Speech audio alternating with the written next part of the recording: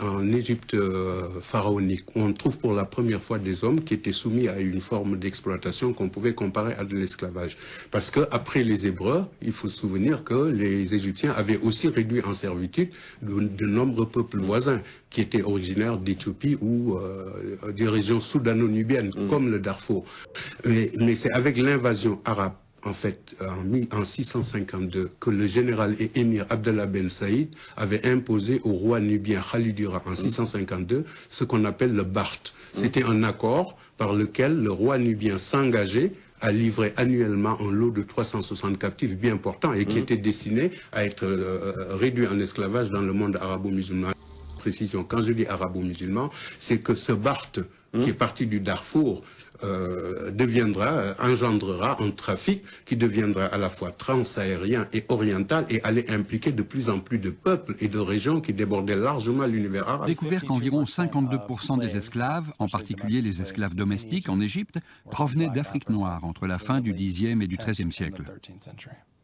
Chez les élites africaines elles-mêmes, dont beaucoup sont musulmanes, le sentiment d'une solidarité avec le monde arabe l'emporte sur l'exigence d'un travail de mémoire.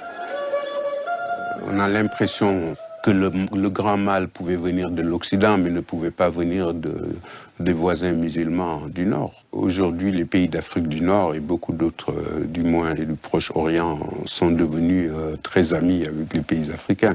Alors tout ce beau monde s'arrange sur le dos de l'Occident, mais on a décidé de ne pas rouvrir cette page douloureuse. Parce que vous avez des érudits arabes comme Ibn Khaldoun, qui était le savant arabe le plus célèbre du XIVe siècle. Eh bien, cet homme avançait l'idée selon laquelle les Noirs appartiennent au peuple à caractère bestial. Il les traitait d'ailleurs de sous-hommes et d'anthropophages. Alors, il prétendait que les seuls peuples qui étaient adaptés à l'esclavage étaient les nègres en raison d'un degré inférieur d'humanité et que leur place était plus proche du stade animal. Le piège s'est refermé sur la esclave vendue au Caire. Il y a des descendants d'Africains en Turquie aujourd'hui. À ma connaissance, des communautés africaines vivent le long de la côte occidentale de la Turquie, c'est-à-dire sur la côte égéenne, ainsi que le long de la côte méditerranéenne. Alors, devant ces inepties, il faut dire qu'aucune voix sérieuse dans le monde arabe ne s'est levée pour défendre la cause des Noirs. Parce qu'à l'inverse des philosophes de l'époque des Lumières en Europe, il faut dire que dans le monde arabe, dans leur quasi-totalité, les intellectuels étaient marginalisés sur la question. Ils avaient donc abdiqué face aux obscurantistes et autres doctrinaires de la foi. Évidemment, dans un tel contexte, l'opinion de Ibn Khaldoun et d'autres penseurs de la même mouvance faisait autorité et finissait même par être adoptée par la plupart des nations arabo-musulmanes. Ce qui explique donc que les traitements inhumains et la mutilation généralisée des captifs étaient acceptés.